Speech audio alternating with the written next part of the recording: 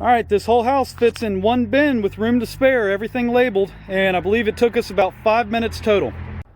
And also, my ladder never left the truck. Keep in mind, if you are not using professional grade lights and professional clips on the bulbs, your takedown is not going to go this smoothly. As a matter of fact, it's going to take you a lot more time.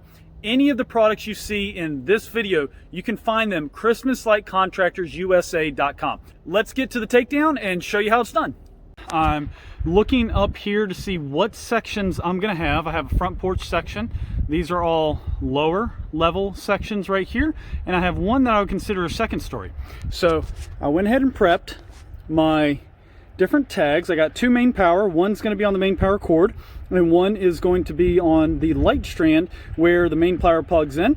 My other cord that's jumping from there to there, it's not going to have a main power tag, so I'm good to go there. I have a front porch, so I'll know which light section goes over here. And then also I have first story, second story. So this first story one is going to go right here, so I know that little short strand goes on the first story. And then I have two lefts and two rights, so I can put a right, a left, and on the second story I can put a left and then a right over there. I don't need any more than that. This right here should be enough for me to determine where all the lights go. These are called cable labels.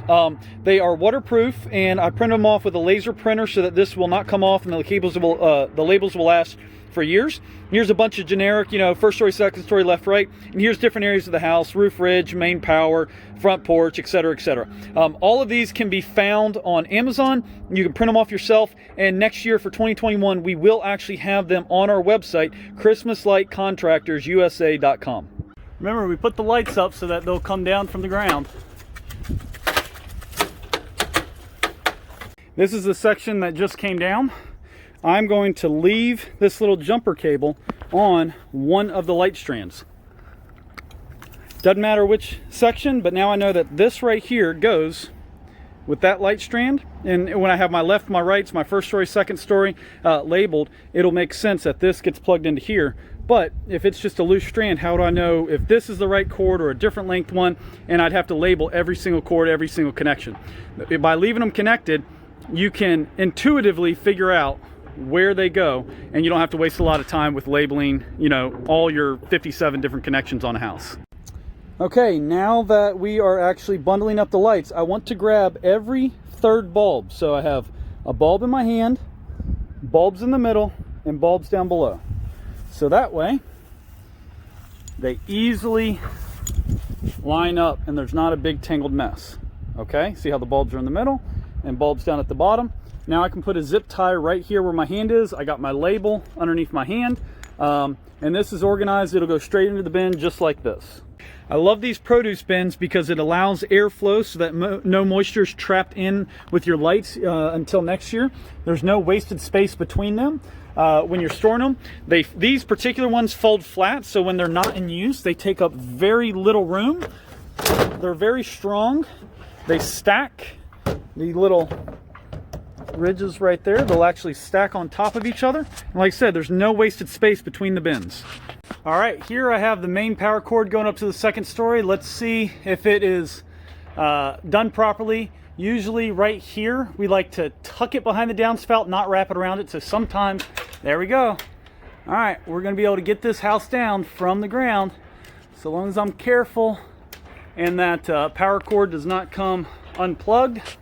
Sometimes I like to zip tie it on the second story, or there we go. Now I'm going around the corner, and I don't want to get caught up on the gutter, so I'm actually going to flip it and see if I can't flip it and get the lights to untangle. There we go. All right, and there's the other end of the strand. They all came down. Again, I'm pulling, it's hung up, so I'm going to flip.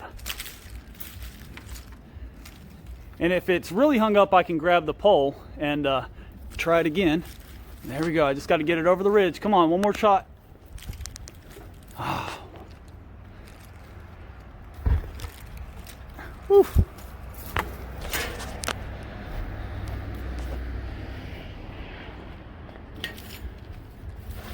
There we go. All right, so try a different angle, just be gentle. The key is don't just pull, because if you're hung up on a shingle up there, you could rip off your bulb, or, I mean, worse off, you could actually mess up a shingle. So you want to be gentle, just flip it or try at a different angle, pull it slightly, it will come undone. The key is don't just jerk and jerk and jerk if it is getting hung up on something. Be gentle with it. Remember, we're trying to be of a benefit to our customers, not tear something up. This house did not have any mini lights, but all mini lights and timers go with their own bin. They don't stay with the house. Timers go bad and mini lights go bad all the time, so I don't want to say, I don't want to underbuy for next year. We test all those out. The good ones we keep, the bad ones we throw out and we buy more. Sometimes you can actually return the timers if you've bought them within the last few months. So there's a tip for you. My main power cord here. Here's where it attaches on the front porch. I put my main power sticker. So here's the plug. I know this is the main power line, and the stickers match up with the main power sticker on the first story section. All right, over here, now we're up to the second story on the right side, all the way around, and on the end, I know that this is the second story. I know it's from over here, and I know this is the left side.